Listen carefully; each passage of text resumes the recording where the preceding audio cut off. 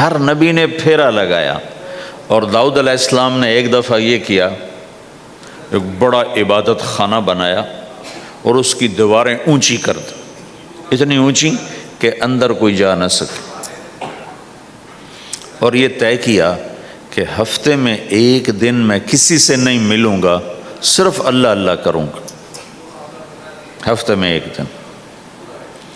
تو وہ پہلا دن تھا، اندر سے تالا لگا دیا اور خود اندر بیٹھ گئے، اور پہلا دن ہے کہ میں آج کسی سے نہیں ملوں گا۔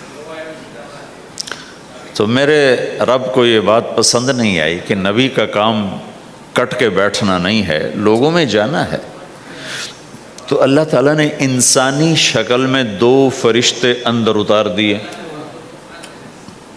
اذ تصور المحراب ففزع منهم قال لا تخف خصمان بغى بعضنا على بعض فاحكم بيننا۔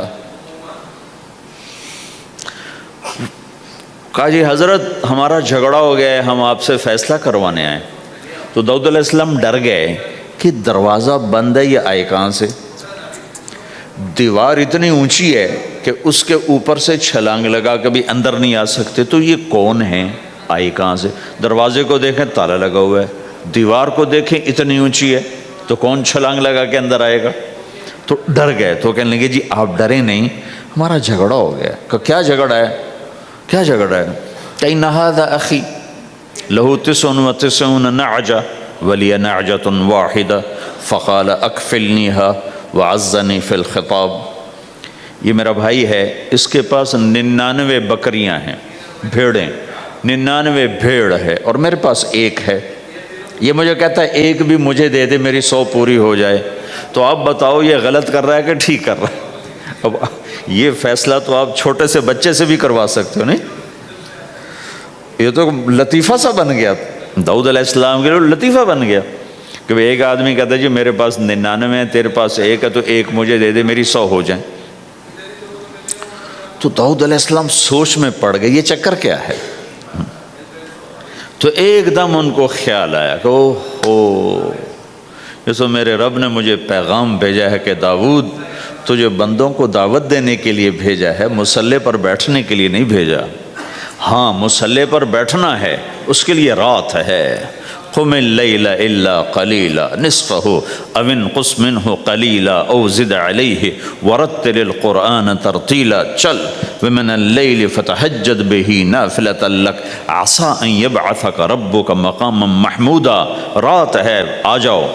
ان ناشئۃ اللیل ہی اشد وطئا واقوم قیلا۔ آجا آجا، رات بڑی مزے کی چیز ہے، تو اور میں تنہا۔ فاذا فرغت فانصب والى ربک فارغب۔ آ جاؤ۔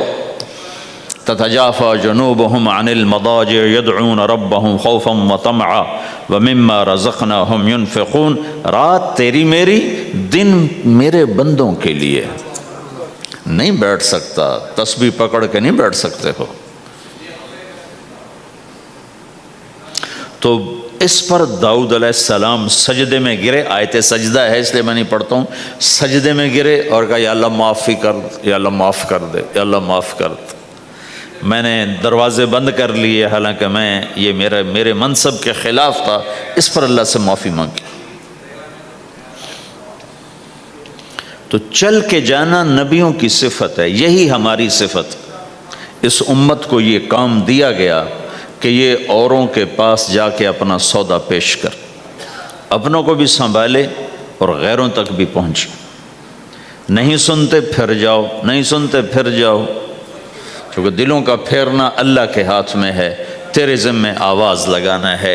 اللہ تعالیٰ نے تقسیم کر دی، قم اللیل الا قلیلا، رات اللہ کے پاس آ جا۔ دن میں کیا کر، ان لک فی النہار سبحا طویلا، تیرا دن میں کام بہت زیادہ ہے۔ سبحا طویلا، دعوت کے کام کو تیرنے سے تشبیہ دی ہے۔ سبح تیرنے کو کہتے ہیں۔ اللہ کے نبی کا ایک گھوڑا تھا جس کا نام تھا سبحہ، میں نے بتایا تھا پہلے دن، وہ اتنا تیز چلتا تھا جیسے تیر رہی ہو، اس لیے اللہ کے نبی نے خود اس کا نام سبحہ رکھا تھا، تیرنے والا۔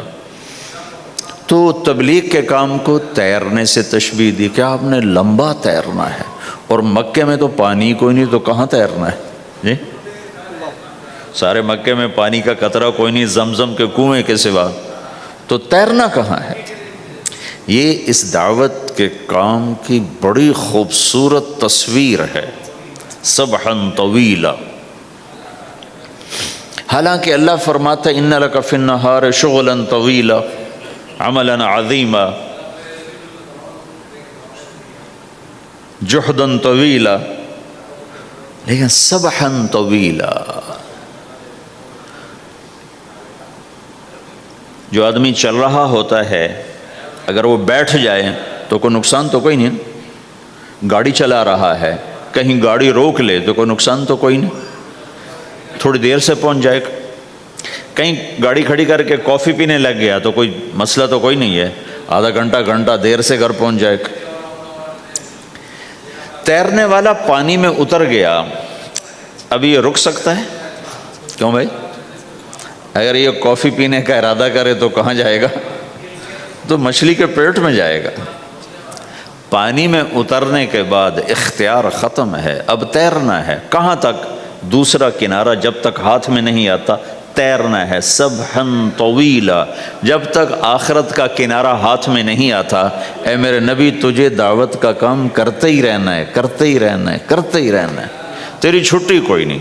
سبحاً میں یہ اشارہ تھا کہ چھٹی کوئی نہیں، یہ موت تک کا کام ہے۔ وَاعْبُدْ رَبَّكَ حَتَّى يَأْتِيَكَ الْيَقِينُ۔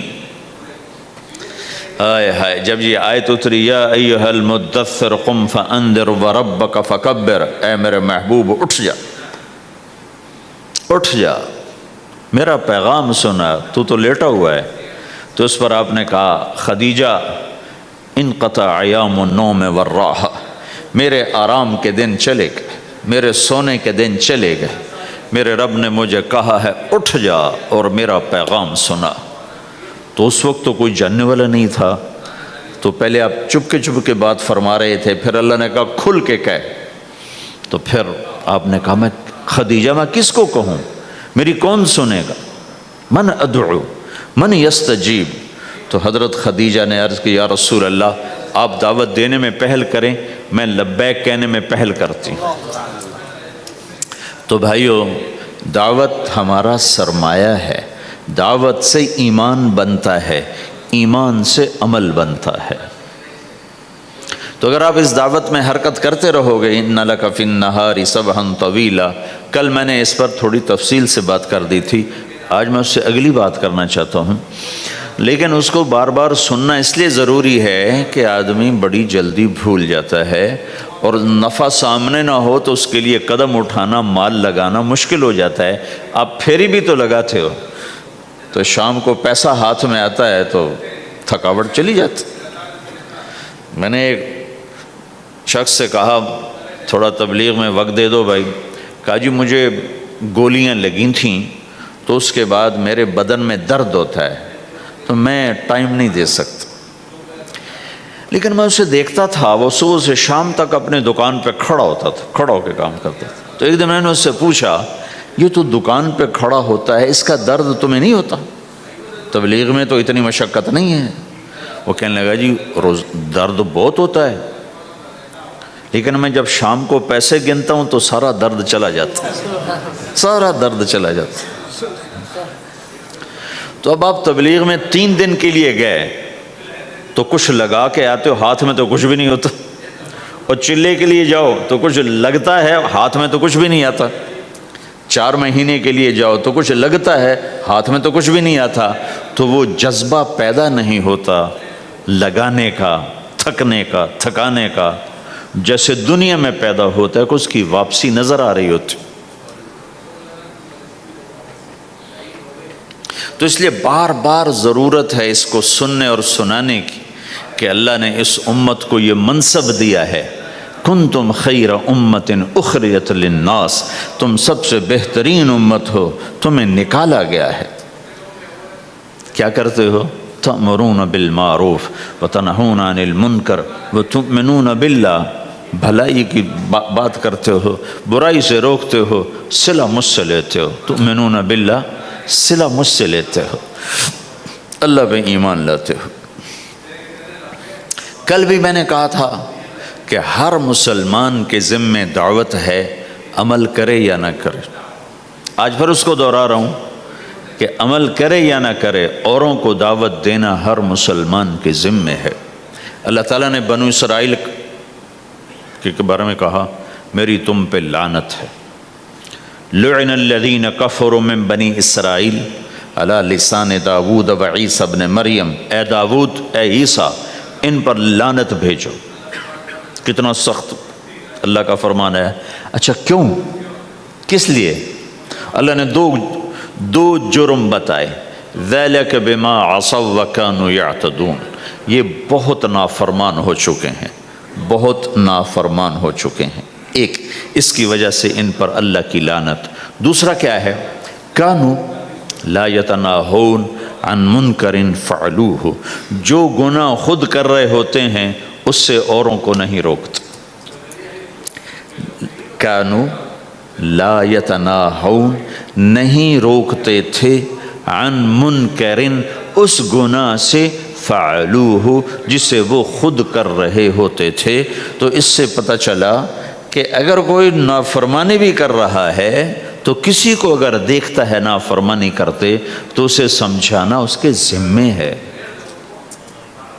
یعنی اللہ تعالیٰ نے اللہ یوں کہہ رہا ہے کہ کم وقت خود تو برائی کر رہا تھا تو کسی کو روکتا تو صحیح۔ دونوں ہی کام نہیں کیے، نہ خود چھوڑا نہ کسی اور کو روکا۔ تو بھائیو، حرکت کرتے رہنا، اس حرکت میں بڑی طاقت ہے۔ ساری کائنات حرکت میں، اگر رک جائے تو تباہی۔ زمین حرکت کر رہی ہے، سورج حرکت کر رہا ہے، چاند ستارے، ہر شے حرکت میں۔ تمہاری زمین 66,000 کلومیٹر فی گھنٹہ کی رفتار سے روزانہ بھاگی جا رہی۔ کہیں پتہ چلا کہ پاناما بمے دونوں سمندروں کے 66,000 کلومیٹر فی گھنٹہ کی رفتار سے دوڑا جا رہا ہے۔ تمہارا سورج 6 لاکھ میل 9 لاکھ کلومیٹر فی گھنٹہ کی رفتار سے دوڑتا جا رہا ہے۔ حرکت کے ساتھ زندگی ہے، حرکت ختم ہوگی زندگی ختم ہو جائے گی۔ اب لوگوں نے حرکت کی، اپنے ملکوں کو چھوڑ کر آئے، اللہ نے آپ کو روزگار دے دیا، باعزت روزگار دے دیا۔ تو بھائیو، اللہ کے دین کے لیے حرکت کرتے رہنا، عمل بھی آ جائے گا انشاءاللہ، ایک دن دیکھو گے زندگی بدلے گی۔ ہمارے بزرگ تھے، ساتھی فوت ہو گئے، تو ان کا بیٹا PIA میں کیپٹن تھا، جہاز اڑاتا تھا۔ تو انہوں نے کہا بیٹا نماز پڑھ لیا کر۔ کہا ابا فرصت نہیں ملتی، بہت کام ہوتے۔ کہا اچھا چلو نماز کے وقت ایک آدمی کو دعوت دے دیا کر، 5 نمازیں ہیں، 5 دفعہ دعوت دے دیا کر۔ وہ کہنے لگا میں دعوت دوں؟ خود تو میں پڑھتا نہیں، دوسرے کو کیسے دعوت دوں؟ کہا بیٹا ایک تو میری مان لے، نماز کا انکار کیا ہے تو یہ تو مان لے کہ چلو کسی کو کہہ دیا کر کہ بھائی نماز پڑھا کرو۔ کہا چلو یہ تو آسان ہے، میں کہہ دوں گا۔ تو اس نے اپنے ابا کی بات مان لی، ہر نماز پہ 1-2 کو کہہ دیتا بھائی نماز پڑھا کرو۔ اس کے والد فوج میں جرنیل تھے، یہ کیپٹن تھا، دونوں کی ملاقات نہیں ہوئی۔ 6 مہینے بعد باپ بیٹا کی ملاقات ہوئی تو دیکھا تو کپتان صاحب کی داڑھی بھی اور ماتھے پہ محراب بھی۔ انہوں نے کہا بیٹا یہ کیا ہوا؟ کہا آپ نے مجھے پھنسا دیا۔ وہ جب میں لوگوں کو کہتا رہا تو میرے اپنے اوپر اثر ہونا شروع ہو گیا کہ میں اپنے آپ کو ملامت کرنے لگا کہ اوروں کو تو کہہ رہا ہے، خود تو پڑھتا نہیں۔ کہ اس نے مجھے کھڑا کیا اور میں نماز پہ آیا۔ پھر ایک دن شیو کرنے لگا، شیشے میں کھڑا دیکھ رہا تھا تو میں نے کہا جب اللہ کو سجدہ کر رہا ہوں تو چہرے پہ نبی کی سنت بھی ہونی چاہیے، تو میں نے سیفٹی بھی پھینک دی، میں داڑھی بھی رکھ لی۔ تو تبلیغ کا کام کرتے رہنا، ہم فرشتے نہیں بن سکتے۔ ایک دفعہ ایک آدمی نے میرے اوپر بڑی چڑھائی کی، تم تبلیغ والے منافق ہو، کہتے کچھ ہو کرتے کچھ ہو، تمہارے قول اور فعل میں بہت فرق بہت۔ جب ان کا غصہ اتر گیا تو میں نے ان سے کہا بھائی 100 نمبر تو اللہ نے بھی نہیں مانگے، آپ کیوں مانگتے ہو؟ اللہ نے کہا ہے فمن ثقلت موازینہ، جس کی نیکیاں بڑھ جائیں گی، گناہ تھوڑے ہوں گے تو پاس کر دوں گا۔ تو 100 نمبر تو اللہ نے بھی نہیں کہا کہ ایک گناہ تیرے کھاتے میں نہیں ہونا چاہیے، 100/100 نمبر لے گا تو جنت دوں گا، نہیں تو ریپٹ مار کے جہنم میں ڈالوں گا۔ تو 100 نمبر تو اللہ بھی نہیں مانگتا، اسے پتہ ہے میرا بندہ کمزور ہے، کبھی گناہ کرے گا کبھی نیکی کرے گا۔ تو وہ کہتا ہے جس کے پاس 51 نیکیاں ہوئیں اور 50 گناہ ہوئے، تولوں گا تو 51 جھک جائیں گے نا، 50 معاف۔ مثال دے رہا ہوں میں، ہمارے علاقے میں ایک زمیندار تھے، وہ ذکر بھی بہت کرتے تھے، گالیاں بھی بہت دیتے، ادھر سبحان اللہ تیرے فلانے، الحمدللہ کے ساتھ ایک پھکڑ تولتے تھے، ساری زندگی وہ ایسا ہی کرتے رہے۔ جب وہ فوت ہو گئے تو کسی نے ان کو دیکھا تو انہوں نے پوچھا کہ میاں صاحب آپ کے ساتھ کیا ہوا، آپ تو گالیاں بہت دیتے تھے، خود ہی انہیں یہ پوچھ رہے آپ تو گالیاں بہت دیتے تھے، تو آپ کے ساتھ کیا ہوا؟ کہ اللہ تعالیٰ نے میرے ذکر اور میری گالیوں کو تولا تو میرا ذکر بڑھ گیا تو میری بخشش ہو گئی۔ اللہ نے بھی کاؤنٹنگ رکھی ہے، پرفیکشن مانگی ہی نہیں۔ اگر اللہ پرفیکشن مانگتا تو پھر آپ کہتے تم کرتے کچھ ہو کہتے کچھ ہو۔ اگر میں کہتا صحیح ہوں تو ایک نیکی تو کر رہا ہوں، اور کرتا نہیں ہوں تو ایک گناہ کر رہا ہوں، کیا پتا میرا رب میرے کہنے کے تو فعل میرے نہ کرنے کو معاف کر دے۔ بس ایک صورت میں ہے کام خطرناک کہ اگر میں اس کہنے سننے کو اپنی دنیا بنانے کا ذریعہ بنا لوں پھر خطرناک ہے۔ أَتَأْمُرُونَ النَّاسَ بِالْبِرِّ وَتَنْسَوْنَ أَنفُسَكُمْ وَأَنْتُمْ تُتْلُونَ الْكِتَابَ، وہ یہ آیت ہے۔ لیکن اگر میرے اندر اخلاص ہے تو پھر میں انسان ہوں، کبھی اچھا کروں گا کبھی برا کروں گا، لیکن میرے ذمہ صدا لگانا ہے۔ تو بھائیو اس تبلیغ کے کام کو کرتے رہنا، اس سے ایمان بنتا ہے، ایمان سے دین وجود میں آتا ہے۔ دین کے 2 حصے ہیں، ایک عبادات ہے جس میں نماز سب سے اہم ہے، پھیری پہ ہو گھر پہ ہو نماز نہ چھوڑو۔ رمضان کے روزے ہیں، اللہ پھر رزق زیادہ دے دے، حج کرو، زکوٰۃ دو، لیکن عبادات بڑی محدود ہیں اور اس میں کثرت اللہ نے مطالبہ بھی نہیں کیا، بلکہ اللہ تعالیٰ نے اس میں اعتدال ہی کو پسند فرمایا ہے۔ اللہ تعالیٰ نے ہمارے نبی لمبی لمبی نمازیں پڑھتے تھے تو اللہ تعالیٰ نے روک دیا کہ ما انزلنا علیک القرآن لتشقی، میرے نبی میں نے تمہیں قرآن اس لیے نہیں دیا کہ تو لمبی لمبی نمازیں پڑھ کے تھکتا رہے، درمیان نہ چل۔ اللہ کے نبی نے تبلیغ میں زیادہ زور دکھایا تو اللہ نے اس پر بھی کہا فلا تذهب نفسك علیہم حسرات، اتنا غم نہ کیا کر کے تو خود ہی ہلاک ہو جائے، نہیں ایسا نہ کر۔ تو عبادات محدود ہیں اور اس میں اعتدال مطلوب ہے۔ سارا دن مصلی پہ بیٹھنا یہ اللہ نہیں دیکھنا چاہتا، اللہ یہ دیکھنا چاہتا ہے کہ تو باہر جاتا کہ میں دیکھوں کہ اب تو کیا کرتا ہے۔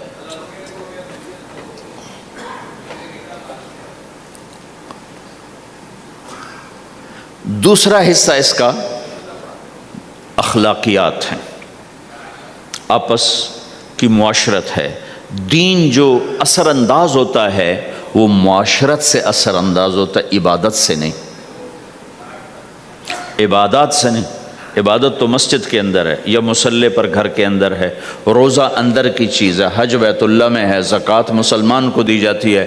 تو دنیا میں دین پھیلنے کے لیے اور اپنوں کو دین کے قریب کرنے کے لیے جو سب سے بڑا عمل ہے وہ بھائیو اچھے اخلاق ہے۔ یہ دوسرا حصہ میں آج بیان کرنا چاہتا ہوں۔ اللہ کے نبی نے فرمایا ایو عرل اسلام اوثق، مجھے بتاؤ اسلام کا سب سے مضبوط عمل کیا ہے؟ تو صحابہ نے کہا الجہاد، یا رسول اللہ جہاد۔ اسلام کا سب سے مضبوط عمل کیا ہے؟ صحابہ نے کہا جہاد۔ تو آپ نے کہا وَحَسَنٌ وَمَا هُوَ بِهِ، ہاں جہاد بہت اچھا عمل ہے لیکن سب سے بڑا عمل نہیں ہے، سب سے مضبوط عمل نہیں ہے۔ انہوں نے کہا جی الصلاۃ، نماز۔ تو ہم نے کہا ہاں وَحَسَنَةٌ وَمَا هِيَ بِهَا، نماز بھی بہت اچھی چیز ہے لیکن وہ نہیں جو میں پوچھ رہا ہوں، سب سے اعلیٰ، سب سے اوپر، سب سے مضبوط نہیں۔ پھر انہوں نے کہا جی الحج، حج، تو آپ نے کہا حج بھی بہت اچھا عمل ہے لیکن وہ نہیں جو میں نے پوچھا ہے۔ پھر صحابہ نے کہا جی روزہ، آپ کا روزہ بھی بہت اچھا ہے لیکن وہ نہیں جو میں نے پوچھا ہے۔ تو پھر صحابہ نے کہا یا رسول اللہ پھر آپ ہی بتائیں، ہمیں تو نہیں پتہ۔ تو ہمارے نبی عبادات سے اوپر لا رہے ہیں، اپنے ساتھیوں کو عبادات پہ قائم کر دیا۔ ہر آدمی نمازی بن چکا ہے، ہر آدمی روزے دار بن چکا ہے، ہر آدمی مالدار زکوٰۃ دینے والا بن چکا ہے، اور ہر آدمی حج کا جذبہ پیدا کر چکا ہے۔ اب آپ ان کو اخلاق پہ لانا چاہتے ہیں، چونکہ اسلام کی تکمیل اخلاق سے ہے۔ اسلام کو تشبیہ دی گئی ہے گھر کے ساتھ، بنی الاسلام علی خمس، تو بنیا کا لفظ عمارت پر بولا جاتا ہے۔ تو اسلام کی بنیاد میں ہے کلمہ، نماز، روزہ، حج، زکوٰۃ۔ اگر اس مسجد کی بنیادیں بھر دی جائیں تو اس کو مسجد تو نہیں کہیں گے نا۔ ہاں جی بنیادیں ڈال دی ہیں، چھت ڈالنی ہے، جب چھت پڑے گی تو پھر یہ مسجد کہلائے گی۔ تو اسلام کی بنیاد قائم ہو چکی تھی، اب آپ چھت ڈالنا چاہتے تھے۔ چھت کیا ہے؟ وہ اچھے اخلاق ہیں، تو اب آپ ان کو اوپر لا رہے ہیں، اوپر لا رہے ہیں۔ تو آپ نے جب پوچھا تو انہوں نے وہی کہا جو انہوں نے ابھی سیکھا تھا، نماز، روزہ، جہاد، حج، لیکن آپ نے سب کی نفی کر دی، نہیں یہ بھی نہیں، یہ بھی نہیں، یہ بھی نہیں، یہ بھی نہیں۔ کہا اچھا یا رسول اللہ آپ بتائیں، تو آپ نے فرمایا ان اوثق عر الاسلام الحب للہ والبغض للہ، اسلام کا سب سے مضبوط عمل وہ آپس میں اللہ کے لیے محبت کرنا ہے۔ اسلام کا سب سے مضبوط عمل وہ آپس میں اللہ کے لیے محبت کرنا ہے۔ اسلام کا سب سے مضبوط عمل وہ محبت ہے، اللہ کے لیے بغض ہے، اللہ کے لیے محبت ہے، یہ اسلام کا سب سے مضبوط عمل ہے۔ تو بھائیو، یہ چھوٹا سا معاشرہ اسلامی بن جائے، اس کے لیے بنیاد میں نے پہلے بتا دی، اب چھت بتا رہا ہوں، وہ ہیں اچھے اخلاق۔ اللہ تعالیٰ نے جب ہمارے نبی نے نماز لمبی پڑھی تو اللہ نے کہا درمیانی پڑھو، میں نے ابھی بتایا۔ تبلیغ میں دکھ زیادہ جھیلا تو اللہ نے کہا درمیانہ چلو۔ لیکن جب اللہ کے نبی نے اخلاق بلند کیے، اخلاق، تو اس پر بھی اللہ تعالیٰ فرماتا میرے نبی ذرا اتنا نرم نہ ہو، تھوڑا سا سختی دکھا، آنکھیں دکھا، تھوڑا شوں شاں کر ہیں۔ تو میرے رب نے کیا کہا؟ واہ، میرے رب نے آپ کے اخلاق کی جیسی تعریف کی ہے، آپ کے کسی عمل کی ایسی تعریف نہیں کی۔ نماز کو کہا معتدل، اعتدال، دعوت کو کہا اعتدال، اور اخلاق کو کیا کہا؟ انک لعلی خلق عظیم، اور اس کو طاقت پہنچائی قسم اٹھا کے، نون، پھر قسم اٹھائی قلم کی جو علم کا ذریعہ ہے، والقلم وما یسطرون، مجھے قسم ہے قلم اور اس کی تحریر کی، ما انت بنعمت ربک بمجنون وان لک لاجرا غیر ممنون۔ ان دو آیتوں کو چھوڑ کر اگلی جو آیت آ رہی، وانک لعلی خلق عظیم، اے میرے محبوب میں قسم اٹھاتا ہوں قلم اور اس کی تحریر کی، تیرے اخلاق بڑے عالی شان ہیں۔ یہ نہیں کہا تیرے اخلاق بڑے عالی ہیں، انک لعلی، علا، علا کا یہاں بہت عظیم الشان کردار ہے۔ علا یہ بتا رہا ہے کہ اے میرے نبی جتنے اخلاق تصور کیے جا سکتے ہیں وہ سب تیرے تابع ہو چکے ہیں، اور تو ان پہ سوار ہو چکا ہے، تو ان پہ چھا چکا ہے۔ علا چھا جانے کے لیے ہوتا ہے کہ تمام اخلاق تیرے غلام ہو چکے ہیں۔ ایک دفعہ آپ نے فرمایا اچھے اخلاق 360 قسم ہیں، 360 قسم، 360 صفات کا مجموعہ اچھے اخلاق۔ کوئی ایک صفت کسی کو مل گئی تو جنت میں چلا جائے گا۔ تو ابو بکر رضی اللہ عنہ سامنے بیٹھے تھے، کہنے لگے یا رسول اللہ افی منہا شیء، ان 360 میں کوئی میرے اندر بھی کچھ ہے؟ تو آپ نے کہا تیرے اندر سارے کا سارا، کوئی کمی کوئی نہیں، پورے۔ یہ آپ نے اور کسی کو نہیں کہا، صرف آپ نے یہ ابو بکر سے فرمایا کہ ابو بکر تیرے اندر پورے اخلاق 360۔ تو بھائیو، آپس کی محبت اور اچھے اخلاق یہ اسلام کا سب سے چوٹی کا سبق ہے، سب سے اعلیٰ درجے کا سبق۔ اب ایک حدیث میں جو حدیث جبریل کہلاتی ہے، وہ انسانی شکل میں آ کر پوچھتے ہیں یا رسول اللہ اسلام کیا ہے؟ تو آپ کہتے ہیں کلمہ، نماز، روزہ، حج، زکوٰۃ، یہ اسلام ہے۔ یہی سوال اب آخری حج کا موقع آ چکا ہے، اب اسلام 9 سال آگے، 10 سال آگے جا چکا ہے اور اس کی شکل مکمل ہو چکی ہے۔ تو عمر بن عبسہ رضی اللہ تعالیٰ عنہ یہ آخری حج کے موقع پر آپ سے ملتے ہیں اور آ کر یہ آپ سے پوچھتے ہیں یا رسول اللہ مل اسلام؟ سوال ایک ہے، مل اسلام؟ شروع میں مدینے کے داخلے کے شروع میں جبریل انسانی شکل میں آتے ہیں اور کہتے ہیں مل اسلام، اسلام کیا ہے؟ تو آپ کہتے ہیں کلمہ، نماز، روزہ، حج، زکوٰۃ۔ اب یہی سوال 10 سال کے بعد یا 9 سال کے بعد عمر بن عبسہ کہتے ہیں یا رسول اللہ مل اسلام؟ اسلام کیا ہے؟ تو اب جواب سنو، آپ نے فرمایا اطعام الطعام وطیب الکلام، میٹھا بول بولنا اور کھانا کھلانا۔ کسی سے میٹھا بول بولنا کتنا عظیم ہے میرے نبی کی، میرے اللہ کی بارگاہ میں، کہ آپ نے فرمایا ابتسامک فی وجہ اخیک صدقہ، تو اگر کسی مسلمان کو ہنس کے مل لے تو یہ بھی تیرے لیے صدقے کا ثواب ہے، صدقہ لکھا جائے گا۔ جبریل کہتے ہیں یا رسول اللہ مل ایمان؟ ایمان کیا ہے؟ تو آپ فرماتے ہیں اللہ کو ماننا، فرشتوں کو ماننا، نبیوں کو ماننا، کتابوں کو ماننا، تقدیر کو ماننا، موت کے بعد کی زندگی کا اقرار کرنا۔ ان تؤمن باللہ وملائکتہ وکتبہ ورسلہ وبالبعث بعد الموت، یہ ہے ابتدائی جواب۔ اب یہی سوال عمر بن عبسہ کرتے ہیں 9 سال کے بعد یا رسول اللہ مل ایمان؟ ایمان کیا ہے؟ تو آپ نے فرمایا الصبر والسماحہ، صبر کرنا، معاف کرنا۔ سوال ایک ہے، جواب 2 ہیں، کیوں کہ جگہ اور نوعیت بدل چکی ہے۔ ابتدائے اسلام ہے تو عبادات بتائی جا رہی ہیں، انتہائی اسلام ہے تو اخلاق بتائے جا رہے ہیں کہ اے عمر، ایمان کیا ہے؟ صبر کرنا، معاف کرنا، صبر کرنا، معاف کرنا۔ تو بھائیو، جو ہمارا معاشرہ بنے گا اسلامی، گھر میں باہر، وہ بنے گا اچھے اخلاق سے، عبادت سے نہیں، علم سے نہیں، تبلیغ سے نہیں، وہ بنے گا اچھے اخلاق سے، میٹھے بول بولنے سے، درگزر کرنے سے، معاف کرنے سے، سہ جانے سے، اور بازار میں سچائی، بازار میں میٹھا بول نہیں، وہ تو ہر تاجر مسکرا کے ملتا ہے، ہاں وہ تو کاروبار ہے مسکرانا۔ سچا بول، الصدق ینجی والکذب یہلک، میرے نبی نے فرمایا سچ نجات دیتا ہے اور جھوٹ ہلاک کر دیتا ہے۔ تو بازار کے اخلاق ہیں صحیح بولنا، صحیح تولنا، دھوکہ نہ دینا۔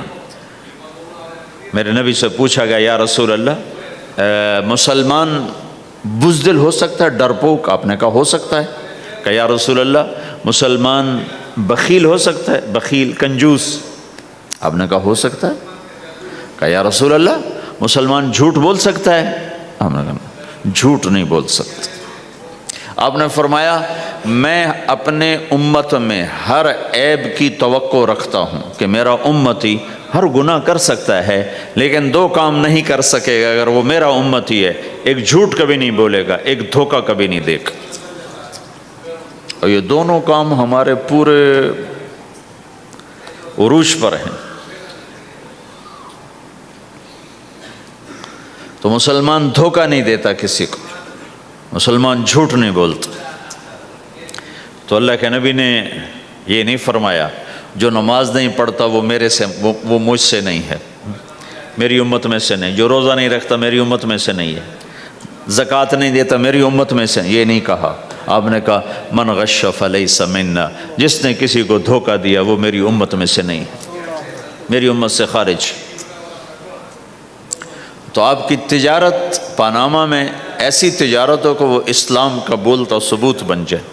آپ کی جاب ہے تو ایسی ہو کہ اسلام کی پورا انڈونیشیا جو مسلمان ہوا ہے، مسلمان تاجروں کی تجارت سے مسلمان ہو، ملائیشیا، انڈونیشیا، فلپائن، ان علاقوں میں جتنا اسلام پھیلا ہے یہ تاجروں کی محنت سے پھیلا ہے۔ کہاں کے تاجر؟ یمن کے عرب تاجر، ان کے عالی اخلاق، ان کا سچا بول، ان کا صحیح ترازو، اس نے لوگوں کے قلوب کو پھیر دیا کہ یہ پیسے کے غلام نہیں ہیں۔ تو ہماری تجارت اس لیے نہیں کہ ہم پیسہ بنائیں، ہماری تجارت اس لیے کہ ہم تجارت میں اللہ کے احکام زندہ کریں، جس میں سب سے بڑا حکم سچ بولنا ہے اور دھوکے سے بچنا ہے، اور غلط کاروبار سے، غلط کام سے بچنا ہے۔ صرف ہم پیسہ نہیں کماتے، ہم اللہ کا امر دیکھتے ہیں کہ اگر میرے اللہ کے حکم کے مطابق ہے تو ٹھیک، اگر اس کے مطابق ہم چھوڑ دیں تو بھائیو اپنی پہچان کرواؤ سچائی کے ساتھ، دیانت کے ساتھ، دھوکے سے بچتے ہوئے۔ ایک تاجر مجھے بڑے فخر سے بتا رہا، فیصل آباد کی بات، کہ جی میں صبح صبح قرآن پڑھ رہا تھا، دکان پہ بیٹھا ہوا، کپڑے کا تاجر، تو ایک گاہک آ گیا، کہا جی آپ قرآن پڑھ رہے ہو، بھلے آدمی لگتے ہو، تو میں نے بیٹی کے جہیز کے لیے کپڑا خریدنا ہے، تو میں نے کہا آپ سے خرید لیتا ہوں۔ تو وہ پھر ہنس کے کہنا جی میں نے 16 روپے میٹر والا کپڑا 48 روپے میٹر میں بیچ دیا۔ میں نے کہا واہ بھائی واہ، قرآن کی قیمت بڑی تھوڑی لگائی تو۔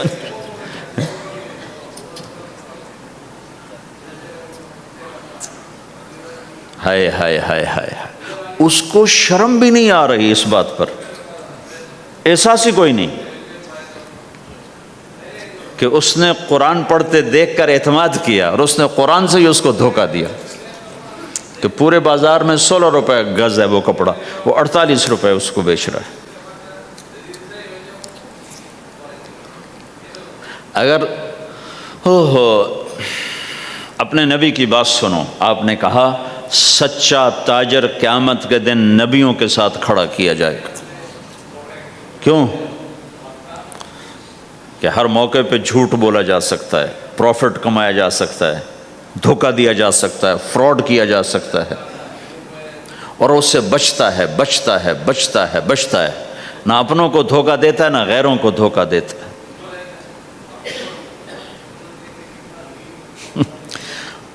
جب انگریز کا دور تھا تو وہ ایک دلی میں ایک جیب کترا تھا، جیب کاٹنے والا، تو وہ یہ سکھایا کرتا تھا لڑکوں کو، پھر ان کو بھیجتا تھا، تو اس کا ایک چیلا شام کو صرف 2 روپے لے کر آیا، 2 روپے لے کر، تو اس نے کہا بے وقوف آج سارے دن کی کمائی 2 روپے؟ کہا استاد آج بہت بڑا مال مارا تھا، لیکن میں نے دیکھا تو وہ ایک گورا تھا، انگریز تھا، تو مجھے خیال آیا اگر قیامت کا دن عیسیٰ علیہ السلام نے میرے نبی کو گلہ دے دیا کہ تیرے امتی نے میرے امتی کی جیب کاٹی تھی، تو میں اپنے نبی کو کیا جواب دوں گا؟ تو میں نے جا کر اس کو واپس کر دیا، ابھی اپنے کے کھسکا کے لایا ہوں 2 روپے۔ تو پچھلے زمانے کے تو چور بھی ایسے خوددار ہوتے تھے، اب تو نمازی ایسے غیرت کہاں پھینک کے آ گئے ہیں، ماتھے پہ محراب ہوتا ہے اور دھوکے میں سب سے اول ہوتے۔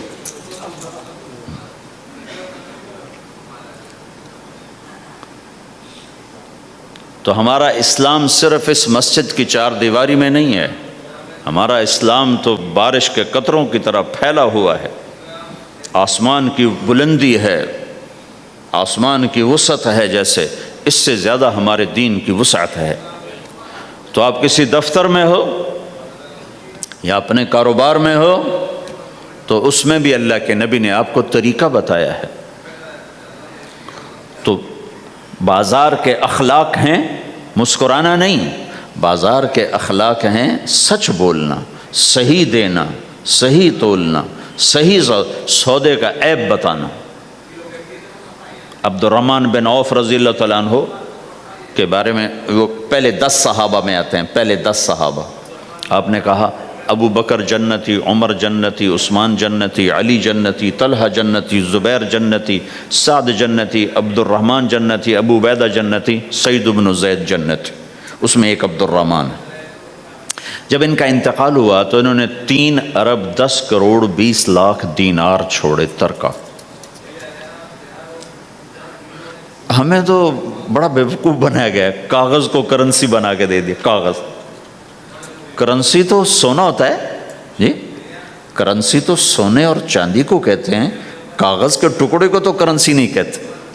اور اب کرنسی بھی لے کر وہ کارڈ پکڑا دیے، جیب بھی خالی، اب کرنسی بھی کاغذ بھی کوئی نہیں، خالی کارڈ۔ اس کو کیا کہتے ہیں کارڈ کو؟ Credit card, credit card. وہ ساری دنیا کو بیوقوف بنائے ہوئے، یا تو کاغذ پکڑائے ہوئے ہیں یا کارڈ کاغذ بھی اب واپس لے لیا، اب کارڈ پکڑا دیا۔ اور عبد الرحمن بن عوف نے جو پیسے چھوڑے وہ کاغذ نہیں تھے۔ کاغذ کی کیا حیثیت، پاکستان میں روز چھپ رہے ہیں، کاغذ کی کیا حیثیت؟ 3 ارب 10 کروڑ 20 لاکھ دینار سونے کے، اور ایک سکہ دینار اس وقت 4.5 ماشے کا ہوتا تھا۔ اب اس کو ملٹیپلائی کرو اور پورا پاناما خرید لیں وہ اس پیسوں سے۔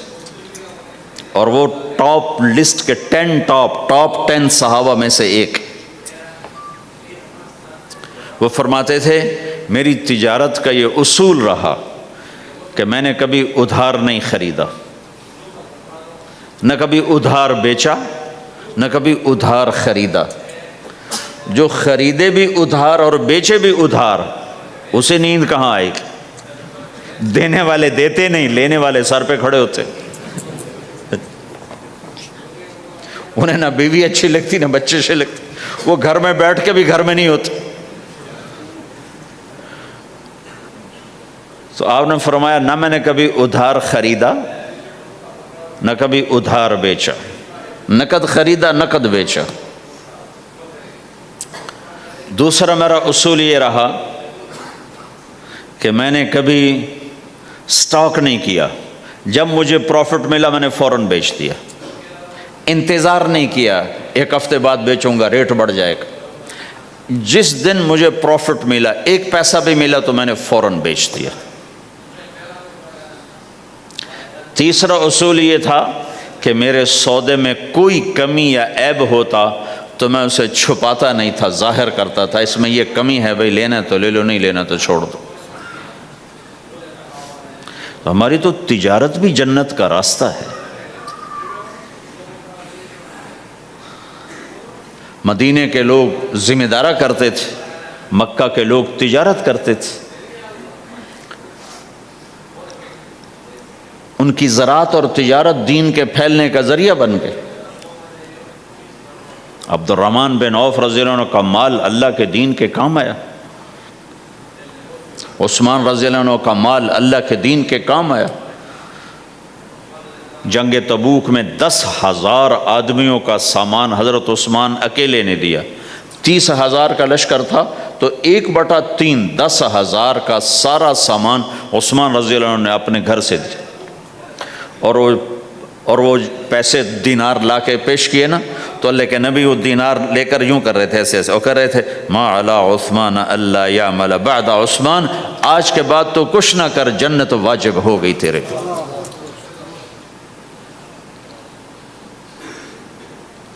تو بھائیو، ہمارا دین صرف ہمیں عبادت نہیں بتاتا، بازار کی زندگی بتاتا ہے کہ مسلمان بازار میں کیسے ہوتا ہے۔ کسی کے ہاں ملازم ہے تو اس کی نوکری کیسی ہوتی ہے، اس کی دیانت کیسی ہوتی ہے، اس کا بول کیسا ہوتا ہے۔ وہ پیسے پہ قربان نہیں ہوتا، وہ پیسے کو ایمان پہ قربان کرتا ہے۔ تو آپ کی تجارت بھی دین کے پھیلنے کا ذریعہ بنے گی۔ آہا، صرف نماز سے گناہ معاف نہیں ہوتے۔ مسلم شریف کی روایت ہے من امسا کالن بعمل یدہ امسا مغفورا لہ، جو صبح سے شام تک روزی کماتے کماتے حلال حلال حلال حلال جھوٹ والی نہیں، کھوٹ والی نہیں، خیانت والی نہیں، حرام چیز نہیں. حرام چیز کا بیچنا بھی حرام ہے، خریدنا بھی حرام ہے، اس کا پروفٹ بھی حرام ہے. جس گھر میں حرام پیسہ جائے گا وہاں سکھ کبھی نہیں آئے گا. چیزیں آ جائیں گی، چین نکل جائے گا. 1960 کی دہائی میں ایک پاکستان کا افسر تھا، اس نے 1960 میں لوگوں کے پاس 100 روپے مشکل سے ہوتے تھے، اس نے اس زمانے میں کروڑوں روپے جمع کیے رشوت سے. بہت بڑی پوسٹ پر تھے. جب وہ مر گیا، ایک دن اس کا بیٹا کہہ رہا تھا کاش ہمارا باپ ہمارے لیے حرام کٹھا نہ کرتا تو کوئی خوشی کا دن ہم بھی دیکھ لیتے. جن کے لیے جمع کیا تھا کہ میرے بچے اب مزے سے، میں نے خود اپنے کانوں سے اس کو یہ کہتے ہوئے سنا کئی دفعہ، میں آج مر جاؤں میری بچی کو کسی کی پرواہ نہیں کہ میں نے اتنا پیسہ بنا دیا ہے. تو اسی کا بچہ یہ کہہ رہا تھا کاش ہمارا باپ ہمارے لیے حرام کٹھا نہ کرتا تو ہم بھی کوئی خوشی کا دن دیکھ لیتے. تو اللہ کے نبی نے فرمایا من امسا کالن بعمل یدہ امسا مغفور لہ، جو صبح سے شام تک حلال کمانے میں تھکتا ہے اور تھک کے واپس آتا ہے تو اس کے اس دن کے سارے گناہ اللہ معاف فرما دیتا. تو ہمارا بازار بھی دین ہے بھائی، پھر ہمارا گھر بھی دین ہے، گھر کی زندگی دین ہے. میرے نبی نے گھر کی زندگی سمجھائی. آپ اپنے گھر میں جھاڑو دے رہے ہیں، قاب قوسین کا ٹائٹل لے کر، مقام محمود کا ٹائٹل لے کر، ختم نبوت کا تاج سر پہ سجا کر، نبیوں کی سرداری کا صحرا باندھ کر آپ گھر میں جھاڑو دے رہے ہیں، اپنے کپڑے خود دھو رہے ہیں. 9 بیویاں ہیں، 9 اپنے کپڑے خود دھو رہے ہیں. کوئی پھٹ گیا ہے خود سی رہے ہیں، جوتا پھٹ گیا خود ٹھیک کر رہے ہیں. حضرت عائشہ رضی اللہ عنہا کو آٹا گوندنا نہیں آتا تھا، چھوٹی عمر تھی نا، تو ان کو آٹا گوند کے دیتے تھے. جب تک ان کو آٹا گوندنا نہیں آیا ان کو آٹا گوند کے دیتے تھے. ہمیں تو گھر کی زندگی بھی سمجھائی گئی ہے اور ہمیں بتایا گیا کہ تو اگر اپنی بیوی کے منہ میں لقمہ ڈالتا ہے تو یہ بھی تیرے لیے صدقہ ہے. سب سے بہترین صدقہ وہ ہے جو تم اپنے بچوں پر خرچ کرو. پھر دنیا دکھوں کا گھر ہے تو میں قربان جاؤں اپنے نبی پر. آگے آنے والے سارے زمانوں کو دیکھ کر بیان فرما گئے، بتا گئے. اور نے فرمایا مجھے بتاؤ جہاد میں خرچ کرنے سے بھی بہتر خرچ کون سا ہے؟ جہاد میں خرچ کرنا تو سب سے بہتر شمار ہوتا ہے. آپ نے کہا مجھے بتاؤ جہاد میں خرچ کرنے سے بھی بہتر کون سا خرچ ہے؟ تو صحابہ نے کہا جی ہم تو نہیں جانتے، ہم تو اسی کو سب سے بہتر جانتے ہیں. ہم نے کہا نہیں، اولاد کا ماں باپ پہ خرچ کرنا جہاد میں خرچ کرنے سے بھی بہتر ہے. یہ کیوں فرمایا؟ کہ آگے نظر آ رہا تھا کہ اولاد نافرمان نکلے گی. لاکھوں بچوں میں سے کوئی اگر اللہ چاہے تو اس کے یہ کہنے پر وہ پلاٹ مسجد کے نام ہو گیا، واپس نہیں لے سکتا. کہ جو مفتی صاحب ٹھیک ہے، کیوں کہ اگر اللہ چاہے، اگر اللہ چاہے، اور اللہ تو چاہتا ہے کہ تم اس کے نام پر دو. من ذا الذی یقرض اللہ قرضا حسنا. ٹھیک ہو گیا؟ یہ بات سمجھ میں آ گئی؟ اب ایک آدمی یوں کہتا ہے انشاءاللہ میری بیوی کو 3 طلاق، اگر اللہ چاہے تو میری بیوی کو 3 طلاق. تو علماء فرماتے ہیں یہ طلاق نہیں ہوگی. کیوں نہیں ہوگی؟ اس لیے کہ اس نے کہا ہے اگر اللہ چاہے تو میری بیوی کو 3 طلاق، اور اللہ چاہتا ہی نہیں کوئی اپنی بیوی کو طلاق دے، لہذا یہ طلاق نہیں ہوگی. ہزاروں دفعہ کہہ دے انشاءاللہ ساتھ لگا ہوا ہو، نہیں ہوگی. کیونکہ اللہ چاہتا ہی نہیں تم طلاق دو. اللہ گھر آباد، سینکڑوں آیات ہیں گھر کو آباد کرنے کے لیے. فَإِنْ خِفْتُمْ شِقَاقَ بَيْنِهِمَا، اگر میاں بیوی میں ہو گئی کھٹپٹ تو بڑھاؤ نہیں. کیا مصیبت ہے کہ کچھ ادھر سے بڑھانا لگ جاتے ہیں، کچھ ادھر سے بڑھانا شروع کر دیتے. فَبَعْثُوا حَكَمًا مِّنْ أَهْلِهِ وَحَكَمًا مِّنْ أَهْلِهَا، تو طلاق دینے میں جلدی نہ کرو، جلدی نہ کرو۔ صلح صفائی کے لیے ایک آدمی بچی کی طرف سے آئے، ایک آدمی بچے کی طرف سے آئے، اور دونوں میں صلح صفائی کی کوشش کرو۔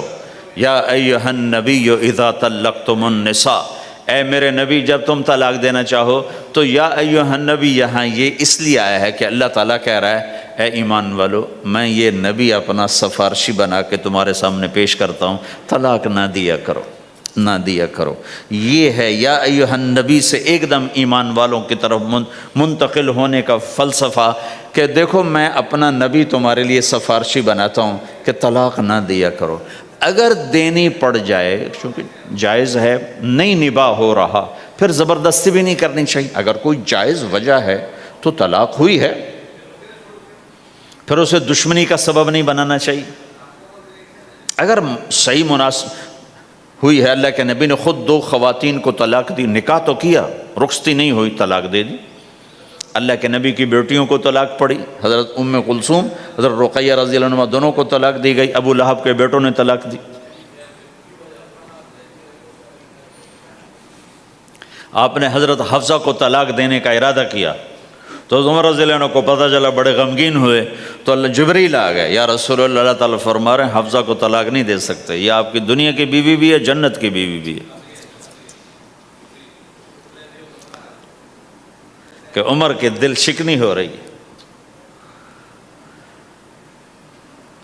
تو ایک گھر باقی رہے اس کے لیے سینکڑوں آیات اللہ تعالیٰ نے اتاری، اور ہمیں کہا عاشروہن بالمعروف، اپنی بیویوں کے ساتھ اچھا سلوک کرو۔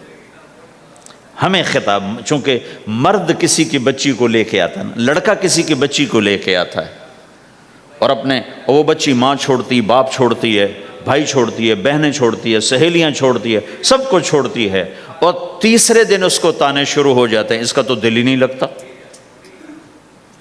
اور پہلے دن اپنی بیوی کو نصیحت دی جا رہی تھی، میری ماں کی خدمت کرنی ہے، میری کرنا کر، میری ماں کی کرنی ہے، میرے ابا کی کرنی، میری بہنوں کی کرنی، کسی کے سامنے تم نے بولنا نہیں، کسی کے سامنے اف نہیں کرنا، بے وقوف، اس سے محبت تو جتا، پھر اس کے بعد جو کچھ کہے گا وہ کرے گی۔ پہلے دن ہی حکم، نہ تعلق بنا ہے، نہ محبت پیدا ہوئی ہے، اور نہ ابھی جوڑ بیٹھا ہے، اور پہلے دن حکم سنانے شروع کر دی۔ اس کے ذمہ نہ تیری ماں کی خدمت ہے، نہ تیرے باپ کی خدمت ہے، نہ تیری بہنوں کی خدمت، یہ ساری خدمت تو تیرے ذمہ ہے۔ ہمارا سسرال کا معاشرہ بڑا ظالم ہے، لاکھوں میں کوئی ایک گھر بچا ہوا تو الگ بات ہے، ورنہ میں تو دنیا پھری ہے، کیا دنیا دار کیا دین دار، سب ظلم ہی ظلم ہے۔ اتنی نیک عورتیں تہجد گزار مصلی سے اٹھتی نہیں، تسبیح ہاتھ میں ہے، لیکن جب وہ ساس بنتی ہیں تو ایسا ظلم ان کے اندر سے نکلتا ہے کہ کانپ اٹھتے ہیں در و دیوار۔ جب عورت ماں ہوتی ہے تو اس کے روئیں روئیں سے محبت کے چشمے پھوٹتے ہیں، وہی عورت جب ساس بنتی ہے تو ایک دم ظلم کی تصویر بن جاتی، اسے اپنی بہو میں کوئی خوبی نظر ہی نہیں آتی، عیب ہی عیب نظر آتے ہیں، اپنے بیٹے کو بھڑکاتی رہتی ہے، یہ کرتی ہے، اور ویسے بے وقوف ہیں، کوئی ماں کی وجہ سے بیویوں کو تباہ کر دیتے ہیں، کوئی بیویوں کی وجہ سے ماؤں کو تباہ کر دیتے ہیں، یہ دونوں ظلم ہیں۔ ماں کی وجہ سے بیوی پہ زیادتی نہ کرو، بیوی کی وجہ سے ماں پہ زیادتی نہ کرو، بیوی کا اپنا مقام ہے، ماں باپ کا اپنا مقام ہے، بہنوں کا اپنا مقام ہے۔ 100% شکایات جھوٹی ہوتی ہیں، سب جھوٹ ہوتا ہے۔ اس لیے میرے رب نے دستور بتایا، ان جاءکم فاسق بنبأ فتبینوا، جب کسی کی خبر سنو، کوئی کمی کوتاہی سنو، اول تو سنو نہیں، اگر سننی پڑ جائے تو تحقیق کر لو، تحقیق کر لو۔ قاضی ایاس کے پاس آئے،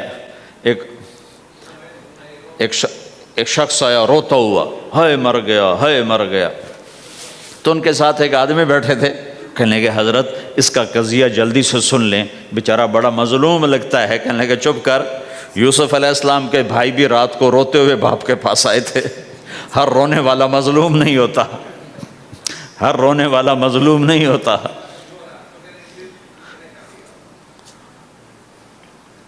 اپنے گھروں کی فضا بناؤ، کمی سنو ہی نہیں. تمہاری بیوی ماں کی کمی بتانے لگے، کہا نہ مجھے نہ بتاؤ، تیری بڑی مہربانی. تمہاری ماں تمہاری بیوی کی کمی بتانے لگے، کہا اماں مجھے نہ بتاؤ، تیری بڑی مہربانی. گھر کی فضا ایسی بناؤ کہ کسی کی کمی کا تذکرہ نہ ہو، تو اللہ کی قسم تمہارا گھر جنت کا نمونہ بن جائے گا. یہ معاشرت کا دین بتا رہا ہوں، معاشرت کا دین. اپنی بیوی کی خوبیوں کی تعریف کرو، کمیوں پہ پردہ ڈالو. بیویوں کے ذمہ ہے خامد کی خوبیوں کی تعریف کریں. انسان حوصلہ افزائی کا محتاج ہوتا ہے.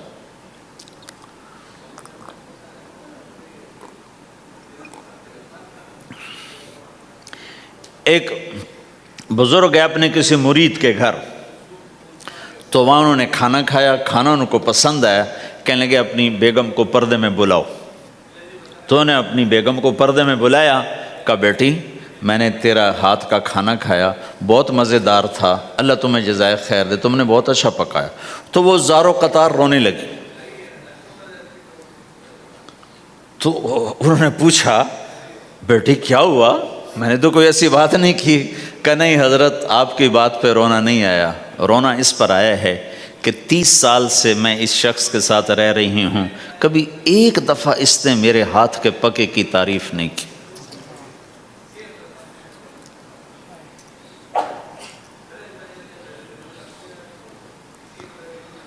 آپ گھر میں تشریف لائے، آپ نے پوچھا کوئی کھانے کو کچھ ہے؟ ام سلمہ رضی اللہ عنہ کا گھر. کہا یا رسول اللہ آج تو کچھ نہیں، سرکہ ہے. کہا واہ واہ واہ واہ، نعم الادام الخل، سرکہ تو بہت اچھا سالن ہے. سبحان اللہ، کیسے دلجوئی فرمائی اپنی بیگم کی، سرکہ تو بہت اچھا سالن ہے. یا تو نے نمک کم ڈال دیا، تو نے مرچی زیادہ کر دی.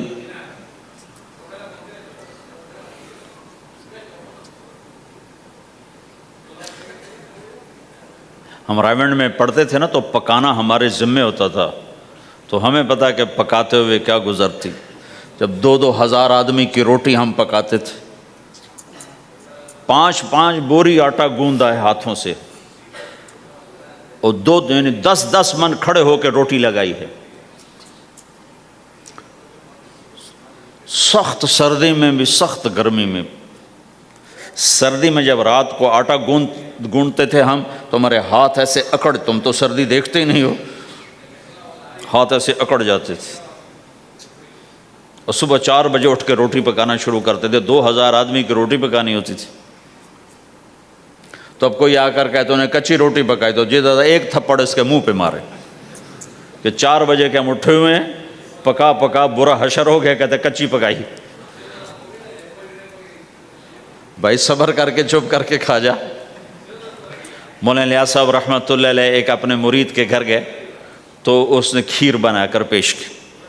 اچھا، نمک اور چینی ایک جیسے ہوتے ہیں، وہ دیہاتی عورت سمجھ نہ سکی، چینی کے بجائے نمک ڈال دیا. تو انہوں نے جا سب سے پہلے مولانا الیاس صاحب کے سامنے کھیر رکھی. تو آپ نے جو چکھی تو وہ تو تھی کڑوی. کہنے کہ بھائی واہ واہ واہ واہ واہ واہ، بڑی مزے کی کھیر، ساری لیا میں اکیلا کھاؤں گا، کسی کو نہیں کھانے دوں گا. ساری کھیر کھا گئے اس پر پردہ ڈالنے کے لیے. وہ تو جب انہوں نے کہا مولانا الیاس کا بچا ہوا تھوڑا سا میں جب چکھا تو کڑوا سا، ہائے مر گئی، یہ تو سارا نمک ڈالا ہوا تھا. ایک دفعہ ہماری جماعت چنیوٹ میں تھی، تو ہمارے ساتھیوں نے چائے بنائی، تو وہ اندھیرا سا تھا، تو چینی کے بجائے نمک ڈال دیا اور دسترخوان پہ لے آئے. سب پی رہے، واللہ میں آنکھوں سے دیکھا بتا رہا ہوں، مولانا الیاس کا تو سنا بتا رہا ہوں، کسی ایک نے نہیں کہا کہ یہ کڑوی ہے، چپ کر کے پی رہے، چپ کر کے پی رہے، کسی ایک نے نہیں کہا. باہر ایک دیہاتی کھڑا تھا، تو میں نے اس کہا چاچا آتے نو چاہ پہ ماما. وہ آ گیا، اس نے پہلا گھونٹ بھرا، ہوئے تھا کوڑی ہے، اس نے بانڈا پھوڑ دیا.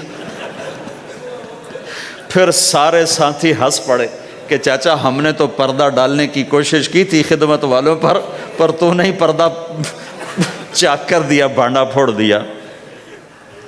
کیا خوبصورت تربیت۔ 8 سال ہم نے دیگیں پکائی ہیں اور روٹیاں پکائی ہیں رامائن میں پڑھتے ہوئے، تو پکانے والا کتنا کھپتا ہے۔ مفتی زین العابدین صاحب رحمۃ اللہ علیہ ہمارے بزرگ تھے، بڑے نفیس، تو وہ روٹی بڑی نفیس کھاتے تھے، تو ان کے لیے مجھے فرمایا اس روٹی تو بنا۔ اب میں ڈر رہا تھا کہ پتہ نہیں ہے مفتی صاحب کو پسند نہ آئی تو کیا بنے گا۔ حوصلہ افزائی کتنی ضروری چیز۔ اب وہ میں روٹی ناشتے میں لا کے رکھی، اور اللہ کا فضل، اب تو خیر بھول بھلیاں ہو گیا ورنہ بہت نفیس روٹی میں بناتا تھا۔ ایک دفعہ میں گھر میں تھا تو رمضان کا مہینہ تھا، تو کسی کی آنکھ نہیں کھلی، گرمیوں کا رمضان، تو میری آنکھ کھل گئی، تو سب سوئے پڑے، نوکر بھی گھر والے بھی، تو میں نے کسی کو نہیں اٹھایا، چپ کر کے جا کے پرات اٹھائی اور روٹیاں پکانی شروع کر دی۔ جب ساری روٹیاں پک گئیں، آخری پیڑا میرے ہاتھ میں تھا، تو میری بڑی بہن کی آنکھ کھل گئی، اس نے دیکھا تو میں روٹیاں پکا رہا، کو تیرا بھلا ہو جاوے، ایک ہی کی تھا۔ میں کہا روز تم پکاتی ہو، آج میں پکا کے دے رہا ہوں، اس میں کیا ہے۔ تو میں نے روٹی پیش کی نا، تو مفتی صاحب نے 1-2 لقمے کھائے، تو میں وہ کھڑا سے کانپ رہا، پتہ نہیں اب کیا ہوتا، کس نے پکائی ہے؟ میں نے کہا جی میں نے پکائی، ماشاءاللہ بہت اچھی پکائی۔ تو میرا دل اتنا بڑا ہو گیا،